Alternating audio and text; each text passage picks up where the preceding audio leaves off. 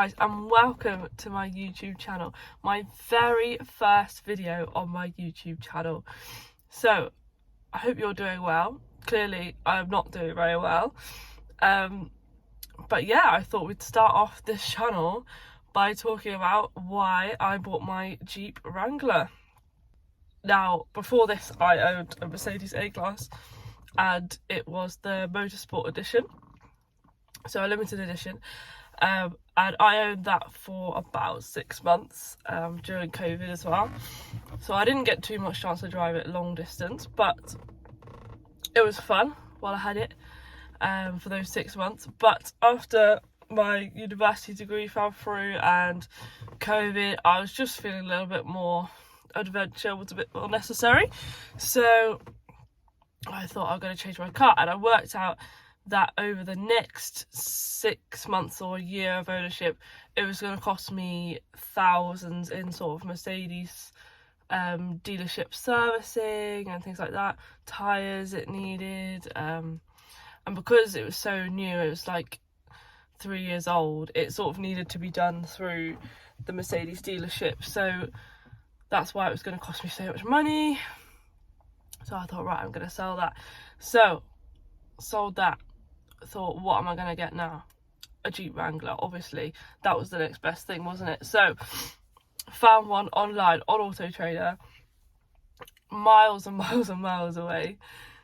Drove down to get it, bought it back, and I was like, what have I done here?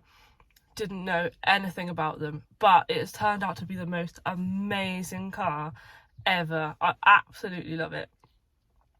So this is the two-door version. It's a 2008 Jeep Wrangler Sahara. Yeah, I think it's absolutely brilliant. If you want something that does a little bit of off-road adventure, is a little bit unique, very different to what other girls my age probably would own at 23. But yeah, I really enjoy it. I think it's really fun. Yeah, all the kids waving at you. Yeah, really, really cool. So it has actually cost me very much, because obviously on this I can do a lot, or me and my boyfriend could do a lot of the work ourselves. Like, we don't really have to get anyone to do very much on it.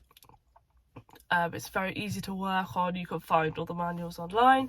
I think the only issue really with owning one of these is actually being able to get the parts to do it, because obviously it's American. But yeah, I'm really enjoying it. I think it's really fun, and I think especially where we live in the UK, in the countryside, there's a lot of Land Rover Defenders around, especially like the older ones as well.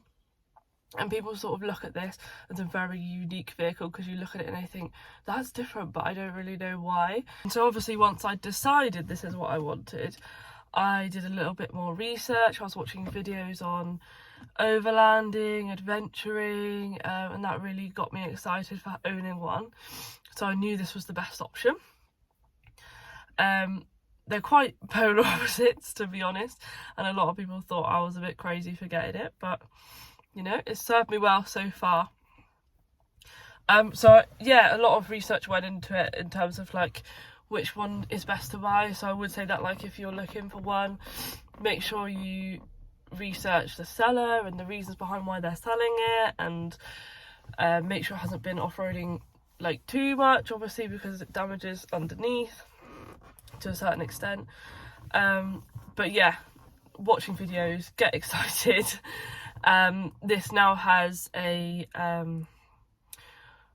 roof rack on it, with a cage, and also a tent box on the top, so for adventures and camping and things like that. We've just bought a little puppy, so he comes with us too. Obviously those adventures are getting a little bit shorter now because of the winter, but hopefully come next April, if we're allowed, we'll be going on more adventures, and maybe even ones here on YouTube. So yeah, that'll be really nice.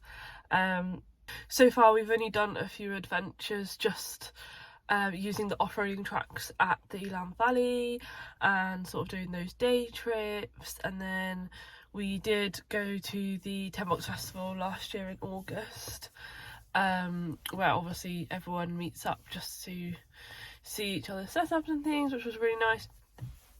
And then we also went for a week away in Pembrokeshire in September this year as well, so that was lovely. But other than that, we haven't done too much long distance travelling, so that would be a really nice thing to get into next year in 2022, hoping we can. I would like to tell you what we're gonna cover on this YouTube channel, but I'm not really sure yet. We'll just have to see where it takes us and follow the adventure. I hope you've really enjoyed this video. I know it was a little bit of a short one to start with, but just introducing my Jeep really. And yeah, don't forget to like, comment and subscribe like they all say, and I will see you in the next video.